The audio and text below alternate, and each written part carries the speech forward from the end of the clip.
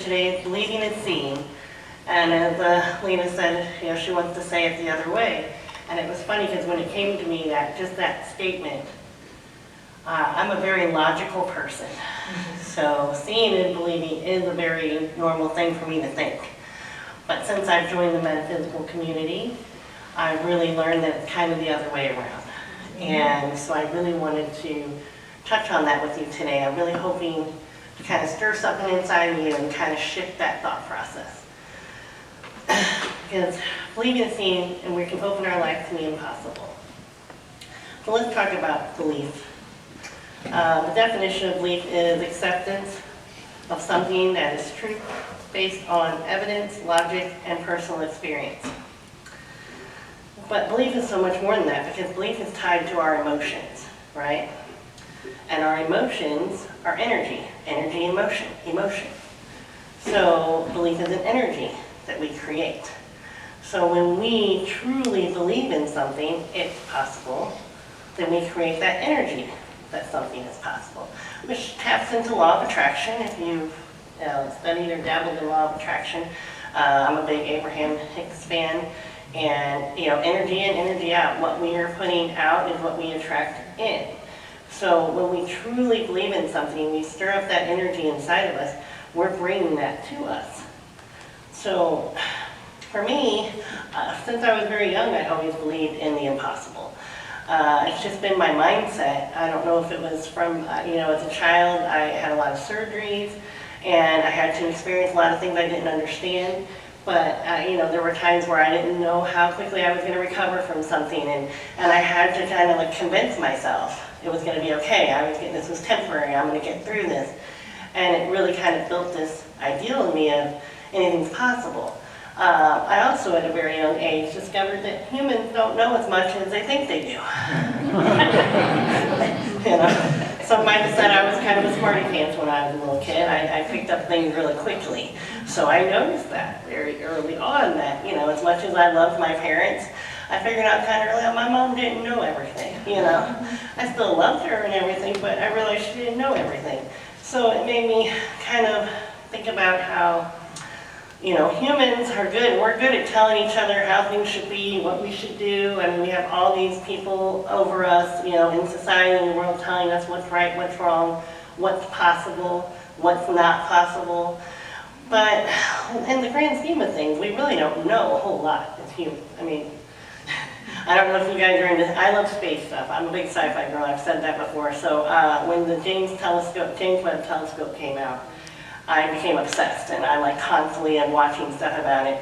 And I mean, holy cow, it has changed so much of our view of our universe, and we're still learning from it, right? So that just shows us how we've gotten so many things wrong in the existence of mankind, but yet we like to act like we're, we know it all and we've got all the answers. But we don't, and that's part of the problem is we set these limitations on ourselves because we've decided we have all these answers and we know everything, and the smartest of smartest people, we've got to listen to them, But then we're setting limitations on ourselves. Because who are we to say what's possible and impossible when we don't really even understand everything that our universe is? So, in my mind, it's like we have to release those limitations that we put on ourselves, that our society has put on ourselves, because it's just holding us back from having these miracles in our lives. I like to think about the placebo effect. It's a great example of where our belief can be shown and work in a way that we didn't know was possible. I looked up about placebo. The Harvard Health claims belief that the treatment will be effective can significantly influence their response to treatment. The brain activates pathways that reduce pain even if the treatment does not give pain relief. So, what a cool thing that is, that we can take something and not even do anything for us, but all of a sudden we're feeling better. So that's just one way that we can see the power of our mind and our thought process. So we have to kind of release ourselves from that impossible mindset. I was speaking with my friend Jessie about this talk, and she was saying, well, what Jesus said on this? He said, God's children can have what they say, but they continue to say what they have. So if all we're doing is focusing on what we have, talking about all the things that are going wrong around us, then that's what we're going to get more of.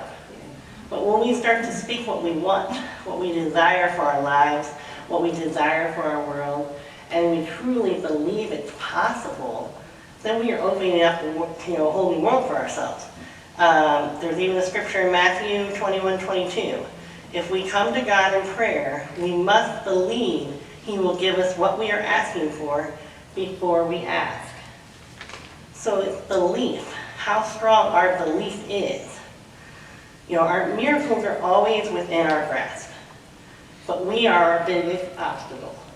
We either convince ourselves that we don't have the ability to make these things happen, or we don't deserve to have these things. We bash on ourselves, we don't think things are possible, we're not good enough for this, or that sort of thing. Or we become complacent. We just decide, well, what can I do about it? I'm just going to sit back and let things happen because I can't do anything. That's not true. That's the opposite of true. You have so much power inside of you. But we have to do that inner work, which we talk about that a lot here. So if you have something inside of you that's making you feel like you're not worthy of these things, then you got something to work on, because you are absolutely worthy. So do that inner work. Release yourself of that feeling of not being worthy. And open your eyes and see who we really are and what we are capable of.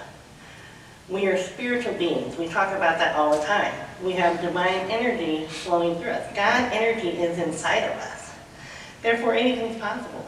Have you ever thought about God and thought something wasn't possible? So we have that energy in us. So why is it not possible for us to have anything our heart desires? Abraham Hicks talks about our imagination. And I've always had a very big imagination. I did a lot of pretending as a child. But guess what? Imagination is not just for kids.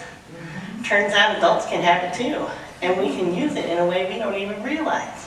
So, Abraham talks about how using your imagination to fantasize about the things you want for your life, the things you want for your world, and really believe these things and see how it feels to imagine that happening and stay in that feeling, hold that feeling. So I really want to challenge you guys to take some of this week and tap into your imagination, because it is a very powerful tool. I want you to take a couple minutes, it doesn't even take that long, and fantasize about the things that you desire for yourself and for your life and for everyone around you. It can be anything. Just see yourself receiving this miracle. See how it feels and believe in it. Let yourself believe in it. Let go of your doubt. Let go of all of the things that other people say, because they're just holding you back. See how it feels to have it. Revisit that fantasy as often as you can. Keep fueling it. Keep it going. Let it grow. Let it grow. Let it become bigger. Let you just know it's going to happen. Trust in yourself and believe in that God energy you have in you, and make the impossible possible. Because believing is seeing. The more you believe, the more these things will unfold for you. It's really about walking our talk. We come in here every Sunday and we believe that we are spiritual beings. We talk about it, we share it with each other, but we have to walk that talk. We have to be that spiritual being. We have to believe anything is possible, because it is. And we are divine beings that are meant to be here to thrive. We are an example. And so for those that don't know what they are, who they are, that don't understand they have that God energy, we have to show them by being that example. We have to show them that we believe anything is possible. So block out what you're watching. Turn the news off. I know it's hard to do. I know you feel like it's the responsible thing as a citizen to watch the news, but all it's doing is filling you with doubt, with fear, with the idea that, the only thing that we tend to say is, oh, that's unbelievable, is usually something negative, right? I can't believe that happened. That's so unbelievable. I can't believe what's going on in the world right now. This is unbelievable. Well, let's start looking for the unbelievable good things that could be happening. Imagine what the most unbelievable, amazing thing that could happen right now in our world, and put fuel in that, because we have to do it together. The more we all believe this way, the more that energy grows and grows and grows and spreads like wildfire. So we have to take that responsibility seriously. And we're doing it for ourselves, and we're doing it for the world. So let's do it. Let's not talk about it anymore. So I'm giving you a call to action. Get into your imagination this week. Fantasize about the most unbelievable things that could ever happen and fuel it. Let's make it happen. And that's my message for today.